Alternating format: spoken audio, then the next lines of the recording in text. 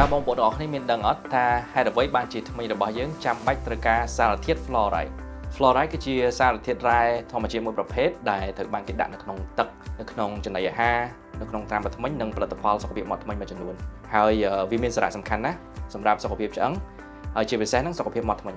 ជាធម្មតាស្រទាប់ធ្មេញខាងក្រៅរបស់យើងដែលហៅថាកញ្ចាធ្មេញហ្នឹងតែងតែមានការកើនឡើងនិងថយចុះសារធាតុរ៉ែជាប្រចាំហើយសារធាតុរ៉ែនេះវាថយចុះនៅពេលដែលបងប្អូនទាំងអស់គ្នាហ្នឹងទទួលទានអាហារដែលមានជាតិផ្អែមរួមជាមួយនឹងបាក់តេរីនៅក្នុងមាត់ហើយវាកើនឡើងវិញនៅពេលដែលបងប្អូនទទួលទានអាហារដែលមានសារធាតុដូចជា fluoride, calcium និង phosphate ជាដើមជាទូទៅការលាបថ្នាំ fluoride គួរលាបចាប់ពី2ទៅ4ដងក្នុងមួយឆ្នាំអាស្រ័យទៅតាមស្ថានភាពសុខភាពមាត់ធ្មេញរបស់ក្មេងៗម្នាក់ៗសរុបមកសារធាតុ fluoride ពិតជាមានសារៈសំខាន់ណាស់សម្រាប់សុខភាពមាត់ធ្មេញរបស់យើងប៉ុន្តែបើសិនមកជាយើងប្រើប្រាស់ឬកម្រិតវានាំឲ្យមានផលប៉ះពាល់ដល់សុខភាពយើងផងដែរដូច្នេះប៉ាម៉ាក់ទាំងអស់គ្នាកុំភ្លេចនាំកូនៗមកធ្វើការពិនិត្យនិងពិភាក្សាជាមួយនឹងទស្សនពេទ្យដើម្បីធ្វើការលាបថ្នាំ fluoride ឲ្យបានត្រឹមត្រូវ